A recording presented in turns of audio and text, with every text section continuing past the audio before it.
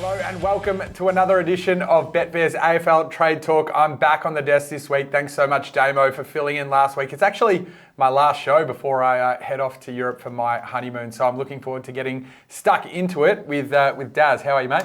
Going well, mate. I wonder how many people in Europe you're going to tell about the day you shot 62 points. That might be an interesting one, but a big weekend of footy. Some finals shaping games. We probably lost one finals contender, in fact we definitely did, in Richmond, and obviously the picture becomes a little bit clearer, but probably a little bit murkier as well. It's going to be an exciting week of footy, and of course we've got Todd from Stats Insider here. Todd, what's happening at Stats Insider at the moment? All the guys there must be very excited for the end of finals, and the Brownlow obviously coming up as well.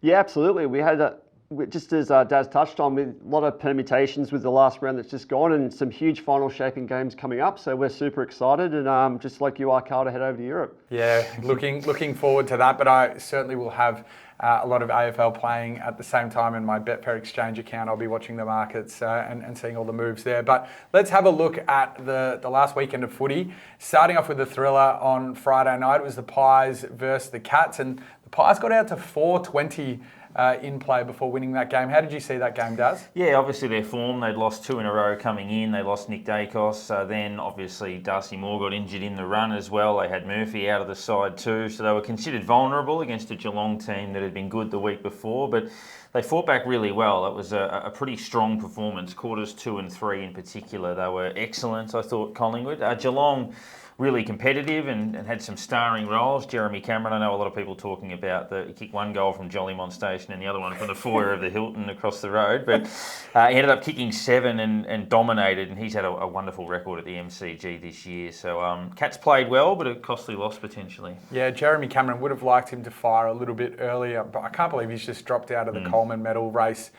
completely, just with some ill form. But Josh Decos, 38 disposals. He is an absolute lock for the All-Australian wing, in my opinion. And I think that that wing position should be a genuine winger. It shouldn't just be like a fill-in place where you're trying to add another midfielder in. But what did you reckon of that game, Todd? And more specifically, Josh Decos, 38 touches. It was a massive game from him. Yeah, he filled the void for his brother, didn't he?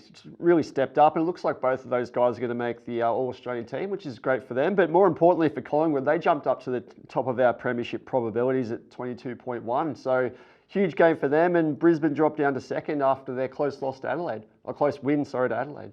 Nice, Todd. And hold on, just getting interrupted in the studio by a bit of a smell. Can you smell that, Daz? I know where you're going with this one. Yes, I can indeed smell where the Blues are, what the Blues are cooking. Can you smell what the Blues are cooking? That's 8 wins in a row now, and they beat another top 4 contender. They're almost becoming giant killers now. The only top 4 opponent that they haven't beaten is Brisbane. They were just amazing again on the weekend, Daz. Yeah, beat Collingwood, Port Adelaide and Melbourne now in the run. That was a really good game of footy. Obviously, it was a big night with the Matildas playing a slightly delayed start, and all eyes were probably away from it for a while, and then they came back, and tremendous game. Level at three-quarter time. Carlton skip out at the start of the last quarter, and then Melbourne are attacking relentlessly at the end, and we know there was a bit of controversy, which we'll touch on later, but I'll throw the question back at you. Can Carlton win the flag from outside the 4? I think that it's definitely a possibility. I mean, with their form at the moment, I think we've touched on in other weeks, you need to have momentum going into the finals, and I would much rather be backing a team that's winning at the end of the season than losing. That's why I'm really worried about Collingwood's form at the moment. Port were a little bit patchy as well, but they're coming into something a little bit better. Brisbane obviously in form, but they have dropped a couple of games that they probably should have won. So yeah, it's an interesting one. As I touched on before, Carlton got to 420 in play against Melbourne there, and obviously there was a bit of controversy with that Christian Petracca kick. 420 is surprising because I looked at it, they were no more than 8 points behind at any stage in the game. So that's generous odds for sure. Yeah, I reckon it's quite interesting the what if. If Petracca had kicked that goal, he would be the Brownlow favourite right now. He would have finished the game with 3 goals and 25 touches plus or whatever it was. He would definitely be the Brownlow favourite, Daz. What do you think about that? Yeah, and he's still a chance to get the votes. I know there were some terrific performances, George Hewitt in that game and a few others, but That's the thing with Petracca, I think, looking at those markets. He's always floating around the nearly votes, and I think he's going to get votes in a lot of those nearly vote games, which is why he should be a little bit shorter than he is. Especially if he continues to kick goals. Did you manage to have the TV on for that one, Todd? I did, and I thought one of the most important performances for Melbourne was the return of Clayton Oliver. It took some time to get into the game, but his performance, especially late in the game, was great. He's number 3 for our player ratings with Christian Petracca at number 1. It's going to be super important for him to get up for finals, and it places Melbourne in a pretty good spot at number 3 with our premiership probabilities. And Bailey Fritsch back in full training, I think, with Melbourne, so they're close to getting him back as well, which will be pretty important. They do need a little bit more consistency in that forward line, I think. But Todd, you make a great call. It was great to see Clayton Oliver, one of the stars of the competition, back. And yeah, it's no surprise to me that he's third on Stats Insider's player ratings list. The last one was an upset, and it was the Hawks versus the Dogs, and the Hawks got up, and I'm just loving seeing the Hawks winning late in the season. Yeah, an upset of sorts. Obviously, they're pretty hard to beat in Tasmania, Hawthorn, and we've got the 288 on them, which we mentioned on last week's show as being some pretty good value. They were actually 21 points down at quarter time, so they would have got out a bit to a price in that game, Hawthorn, and really, really strong after that. And so they've now beaten premiership contenders in Collingwood and Brisbane, and top 8 contenders in St Kilda and the Bulldogs in the last sort of 10 to 12 weeks. So they're finishing the year full of steam, the Hawks, and that's a loss that the Bulldogs might rue in a couple of weeks' time. Yeah, you touched on that. The Hawthorn started the match at $3.20 and got to $7.60 in play. That was their max price. The Western Bulldogs started the game at $1.56, got to as low as $1.13 and lost. So layers having a fill up there if you laid the Western Bulldogs in play. But what did you reckon of that game, Todd? Yeah, so if you follow Stats Insider and Betfair on Twitter, you would have seen that our model nailed all 3 best bets there. So there was a great performance for Hawthorn, but the Bulldogs were the big losers there. They were 83% to make the top 8 before that game. They dropped to 61% to make the final. So it was a huge loss for them. And they're not exactly behind the 8 ball coming into the last 2 games of the season, but they really need to improve what they do this week with Geelong in the final round of the season down at GMHBA. Well, we're really going to get stuck into that conversation soon, Todd. In our deep dive, we're going to have a look at the run home and get out all our ladder predictors. But before we do that, we're going to go to the Trade Talk medal and a couple of honourable mentions. Nick Martin, if you don't mind, he's getting high touches and kicking goals. He's a fantastic play for us, and obviously that mid-season pick there. Jeremy Cameron back in form. Hugh McCluggage over the last 6-7 weeks, one of the more informed players in the competition. Will Hayward was good for the Swans. Max King kicking 6 goals, was it, Dad? Daz. And Jason Horne-Francis, probably the best game of his career. What do you think about that, Dad? Yeah, he was huge, and he's shaping to be in the top 5 players in the comp probably in the next couple of years, I would think, Jason Horne-Francis, and just a contested ball around the middle, so he was outstanding. Wanted to go through the votes. Gave one to Rowan Marshall only because of the importance of the performance. He's had 25 possessions, kicked a goal, and 30-odd hit-outs against Nankervis in a pivotal role for St Kilda winning that game. Similar with George Hewitt, probably the best player on the ground in a really tight and important win for his side. And John Newcombe was brilliant, I thought, for Hawthorn in Tassie against the Western Bulldogs. He's putting together some really good form, and as much as that win doesn't put Hawthorn in finals contention or anything like that, I think it's a really good sign, and he was BOG. Absolutely. I love the game of John Newcombe, and here's another one that the punters on punting on disposal markets on the Betfair Exchange miss a fair bit. His price is always almost $3 for that 30 plus disposals mark, so he's certainly helping out punters, backing him for 30 plus touches. I wanted to give some other honourable mentions. Only one of these guys played on the weekend, but it is retirement season. Obviously, after last week's show, Ben Cunnington retired, which we didn't get a chance to get to. And,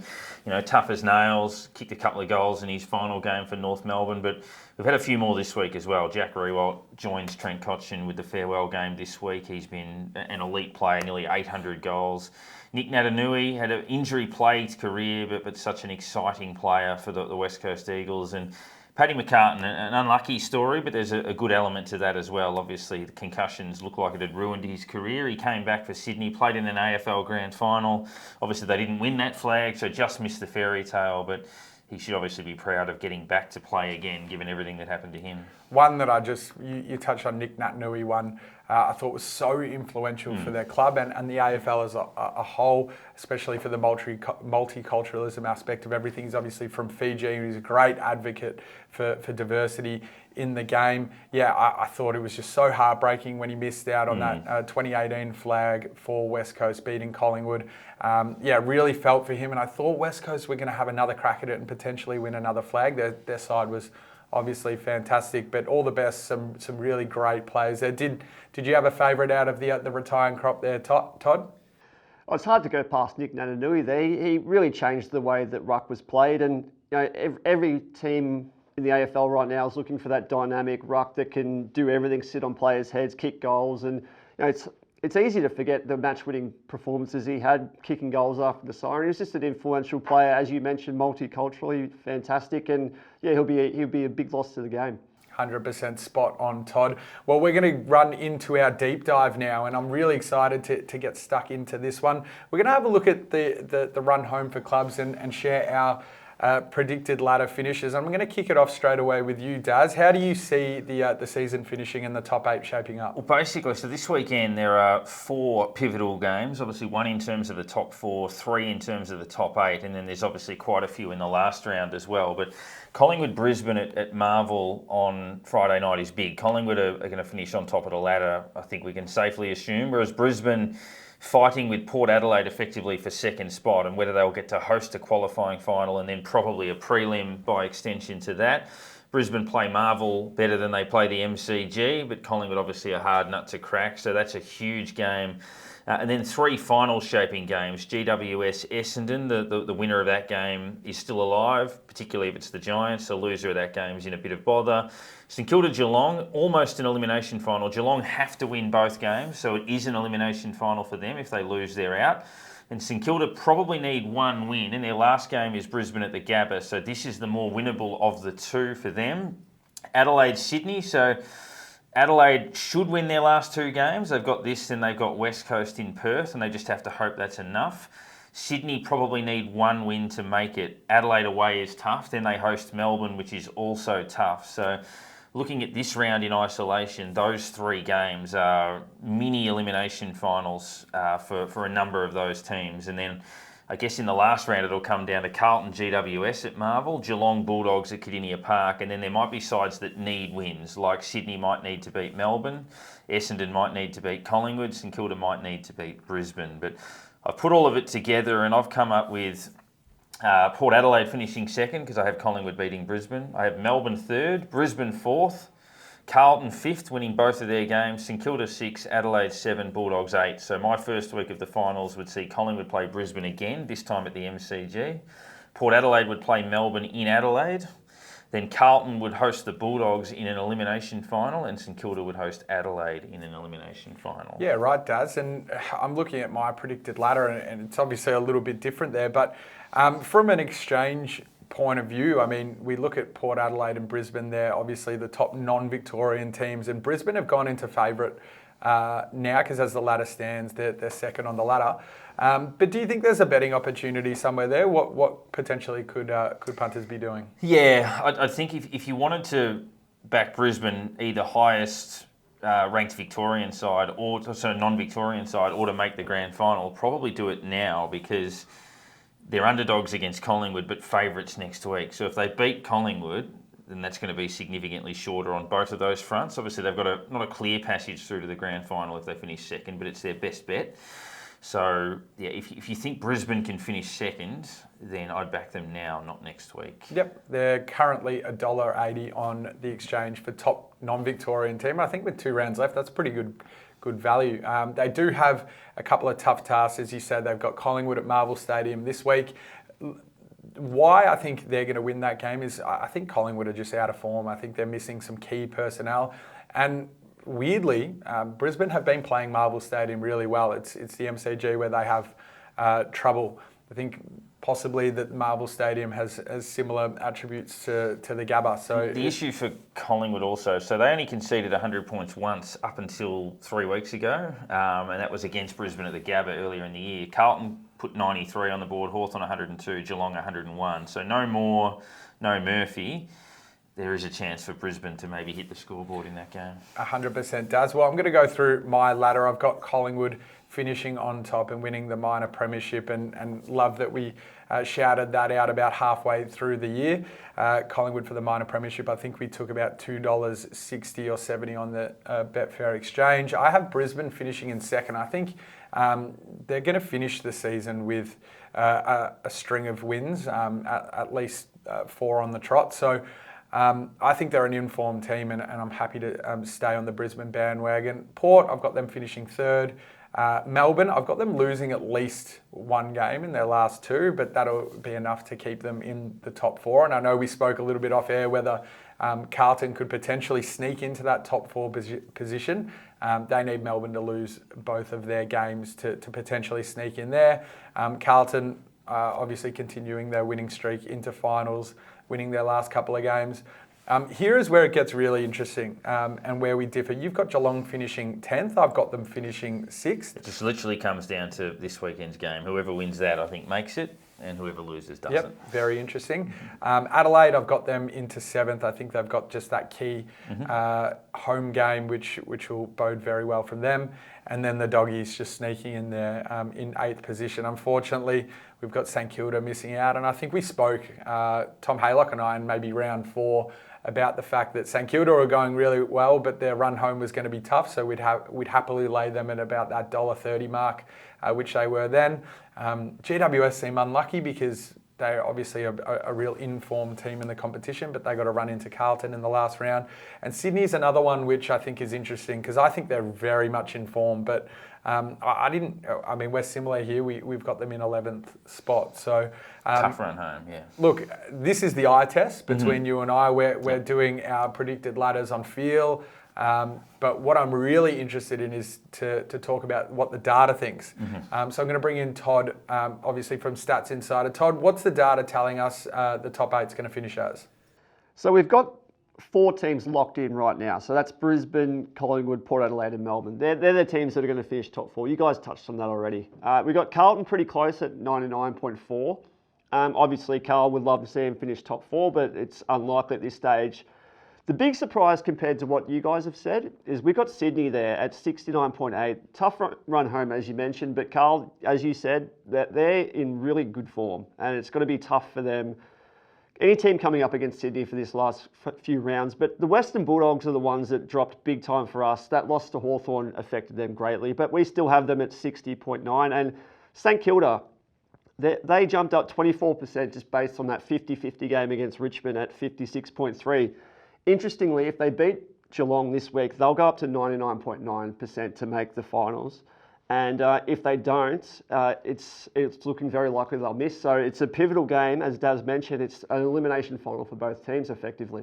Daz, do you have a look at, and that was absolutely amazing, and looking forward to seeing how the eye test goes against the data. But Daz, the St Kilda and Geelong game, are you looking at that game in a head-to-head market sense, or will you have a look at the top 8 market potentially as an indicator to some better odds that you could get? Because it seems like whoever wins that game is going to make the top 8. So St Kilda are, I think, $2.32 in that game, but $1.83 or thereabouts to make the 8. So that's the more likely winning game for them. I mean, they're still underdogs in it, but they're more likely to win that than the Brisbane game, where they probably opened at high $4s or $5 potentially in that match. So there's still better value on St Kilda to win the Geelong game than there is to make the 8. So maybe if you feel that one has to happen in order for the other, you'd back that result. Well, it'd be remiss of us not to read out the market for the top 8 right now. Obviously, the current top 4 have locked and loaded their positions in the top 8. The next are Carlton, $1.04. Sydney is $1.63. The Western Bulldogs are $1.59. St Kilda in $1.85. Geelong, $2.24. Adelaide, $2.14. And GWS, $3.65. Essendon and Richmond round out the rest of the market, $10.50 and $200.30, but I don't think that they're going to squeeze in there. So if you're looking at potentially my ladder predictions there's some really great back or lay advantages for punters there. Obviously, St Kilda, I don't think that they'll make the 8, but you can lay them at $1.65. So that's potentially some value in the beauty of the Betfair exchange. Anything just having a look at the market there, Daz, that you potentially want to do? Yeah, linking to the buy a little bit later on, but still don't mind the price on Adelaide, just based on the fact that I think the Bulldogs will lose one of their last 2, potentially that final round game. I think the Giants will lose one of their last 2, potentially that Carlton game. St Kilda have a couple of tricky fixtures. Sydney could conceivably lose both, so I still think there's value in the Crows. Well, that's enough on our deep dive. What an awesome segment. Now we're going to go to the Brownlow predictor. And yeah, this is just an extraordinary market with so much happening and a great narrative. Obviously, Nick Decos is injured and out for the rest of the home and away season. He drifted to about the $8 mark. But after this weekend, he went back into favouritism. Nick Decos is still predicted to be on top of the votes at this point of the season with 30. Next in line are equal Christian Petracca on 26 votes, who's $4.50 on the exchange, and then Marcus Bontempelli, that's 26 votes, and he's $3.35 on the exchange. Daz, it's quite extraordinary what's happening at the moment. Yeah, and the same 3 guys, I guess, that we often look at. So obviously Nick Decos has got his votes. He's not going to get any more in the home and away season. It depends on what happens in that run home. As I said, with Petracca, there is a lot of that watch around some of those nearly vote games. The Bulldogs play West Coast this week, so there's a chance that Bontempelli has a fill up in that.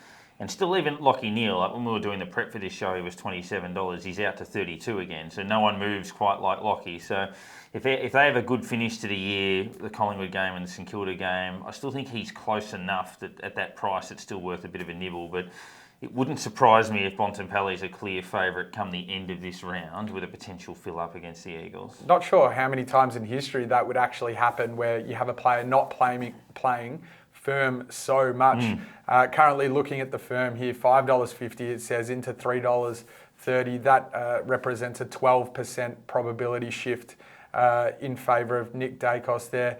Todd, I can't wait for the Stats Insider Brownlow medal content to come out because it's so in-depth.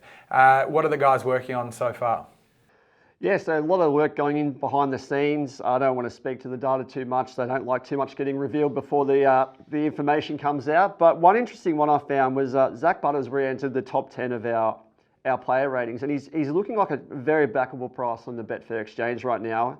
He's potentially going to be in the votes after a big game against GWS. He's been out of the minds of punters and the AFL wider public for the last couple of weeks, but he's the guy that will potentially get votes this week, and he's a guy that's been, in and around the votes for the entirety of the season. So I wouldn't put a line through him just yet. Zach Butters got as short as $4, and he was the second favourite in behind Nick Decos, and almost took favouritism off him.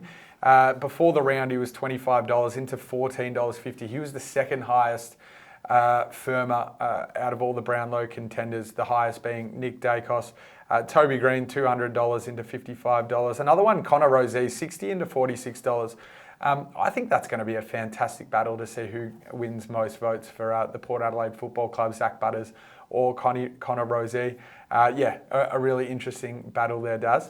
Yeah, as will be potentially, say, Cripps versus Chera or something like that at Carlton. Cripps looks like he's going to finish with a bit of a flurry. Another likely 3 votes on the weekend just gone. So he might end up mid-20s again, Patrick Cripps. Not necessarily win it, but a bit of a dark horse around top 5s potentially. I just want to get from both of you guys, who wins the Brownlow medal? Forget the prices, forget everything. Who wins the Brownlow medal from right now, Daz? Marcus Bontempelli. Okay, what do you reckon, Todd? Bontempelli. All right, I'm going to go against both of you and say Christian Petracca. I think his season has just been outstanding, probably underrated if you can actually say that. I will say that we could have a tie. I think there's a very distinct possibility. I never think about ties, to be honest, but yeah, they certainly happen. Hasn't happened in a while. I think that's why. We're going to head over to buy, hold and sell, and I'm keen to know who you're buying this week, Daz. Third week in a row, just Adelaide top 8, still about $2.15 I think they are at the moment, and I think 2 wins in the last 2 rounds will be enough given the other results. So they just need a couple of things to go their way. So it's always risky when they need other results, but I think they'll get a couple of them. So just leaning Adelaide's way. I think Bontempelli wins the Brownlow, but I still can't resist the 32s they keep putting on offer for Lachie Neale. Have you got any information about Adelaide for the top 8, Todd, that you could share with us? I know this week they go in against Sydney as a 58% chance to get the job done against the Swans. They are currently at 43% to make the finals. So like you guys mentioned, they're going to have to win both of those games. We did like them previously. We mentioned last week they were a great price to make the finals, but with their fate out of their hands, with other results needing to go their way and having to win every game, it does make it tough for them. The percentages are not in their favour, but that's what's great about the top 8 in the final 2 rounds. Anything can happen. Anything can happen, that's right, Todd. I'm going to be buying two this week, actually, Daz. I haven't got a hold, but I'm going to go Christian Petracca. I think still he's in the $4 range, and I don't think he should. I think he certainly should be in front of Nick Decos at this point, given Nick Decos isn't playing. I reckon he was a chance to be in the votes against Carlton, kicked 2 goals, had high 20s in touches, and I think there were a couple of games earlier in the season after the bye mark where he didn't get predicted votes, but he had massive games. So I think if he is behind Nick Decos, he's only behind by 1 vote or 2 votes. And I think with 2 games to play, and he's in incredible form and kicking goals, that's what umpires look out for. The other one is Will Ashcroft. Okay, call me crazy, Daz.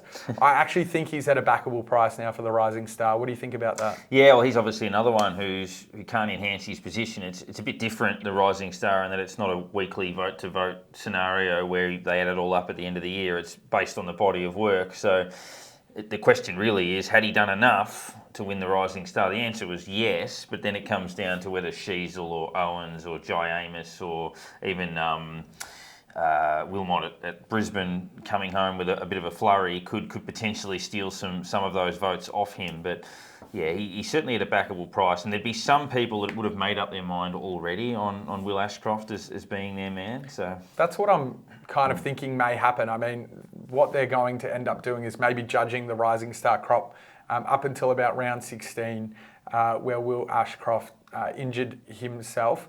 I don't think that there's a massive chance that anyone that's been in the Rising Star nominations post that point is going to win. So yeah, that's probably why I'm leaning towards Will Ashcroft. Still winning at $3.50.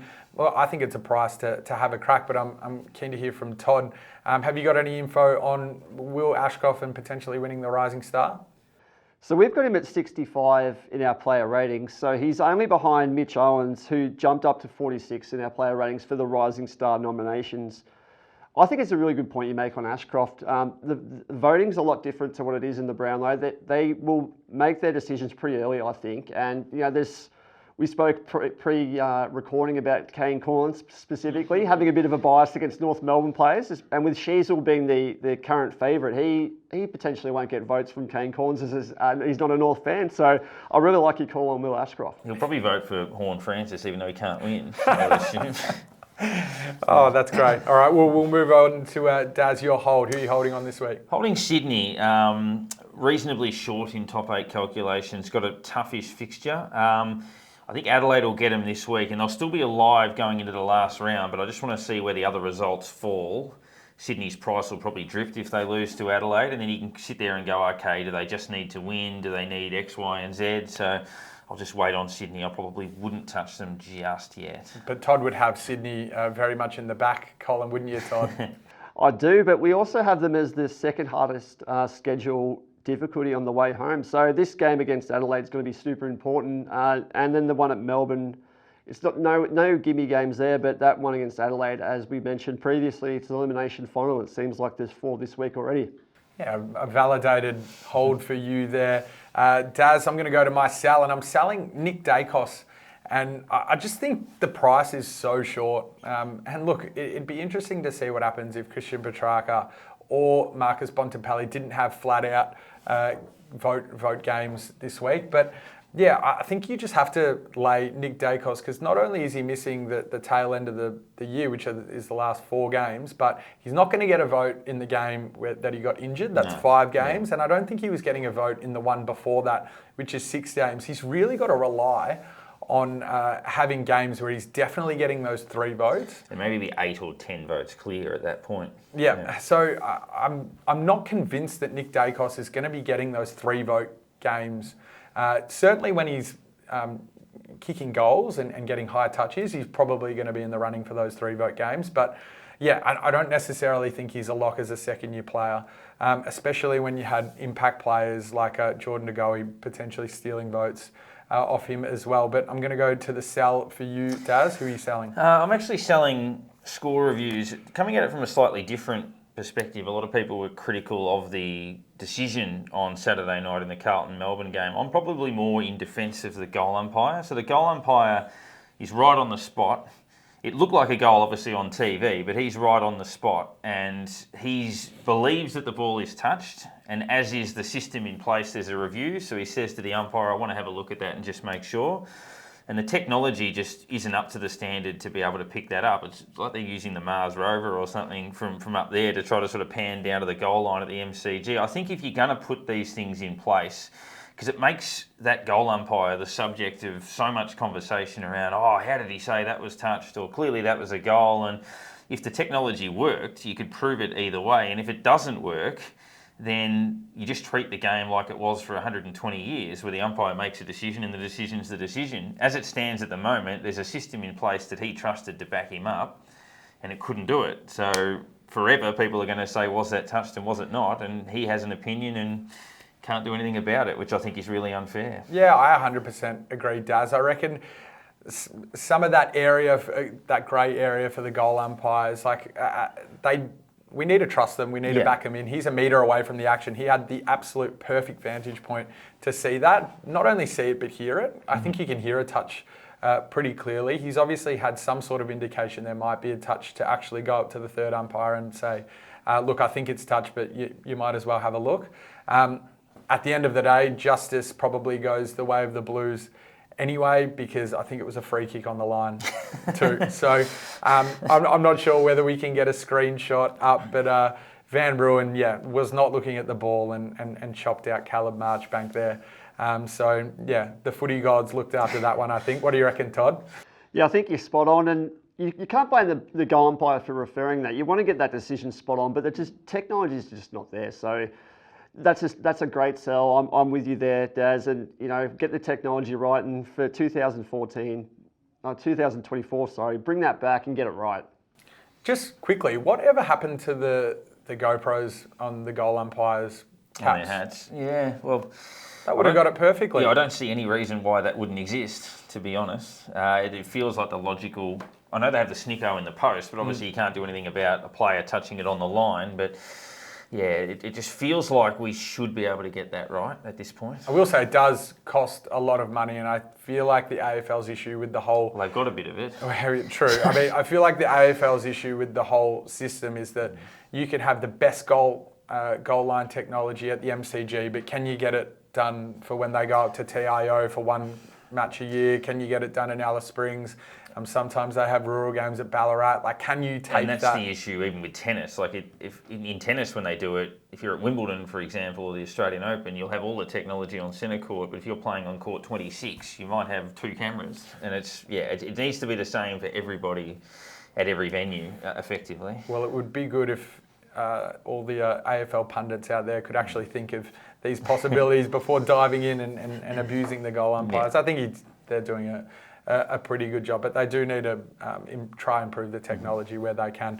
Let's get over to our trading strategies, Daz. I'm going to go straight to you. What are you going to have a bet on this week? Like Carlton's price. I know the Gold Coast are harder to beat at home, but $1.70 on Carlton in that game is a pretty good price. I think they're going too well to drop that game. The Suns can obviously see the finish line. They've got their new coach seemingly locked away, so their eyes are on other things, it seems. And the Adelaide Crows $1.56 at home.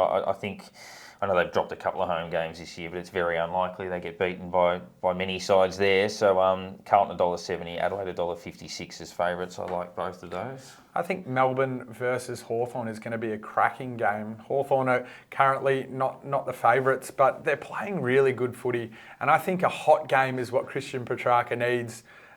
Melbourne, to stand out, obviously, for Melbourne. If they win that game, hopefully he's going to be in the votes. I think if he's kicking goals, the Hawks probably don't have an answer to stop Christian Petracca, especially for the fact that Clayton Oliver's there as well. I think that probably helps Christian Petracca a little bit. Todd, what's Stats Insider going to have a look at this weekend? Big watch on the Saints, 3% edge on the Saints. We give them fair odds of 2.19, and currently on the exchange, as you mentioned, Carl, $2.35.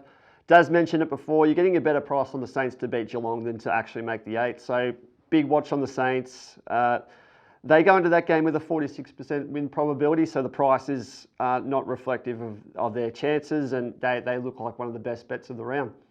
This is a bit sad, gentlemen. I've got my last AFL Trade Talk episode for the year. Thanks so much for being with me and for chatting AFL. We're very lucky to be able to do it, and obviously the Betfair Exchange has been incredibly entertaining. So talking through punters across all the exchange possibilities and trading strategies has been so much fun. Potentially we'll log in from Europe and do something. Grand final week from the Tuscan coast when Carlton are in it, maybe. I promise if Carlton are in the grand final, I'll be flying home quick, smart. Sorry, Lucy, but it's got to be done. Thanks everyone again for all our trading strategies, and to watch the full show, make sure you head to the Betfair Hub. What's gambling really costing you? For free and confidential support, call the number on the screen or visit the website.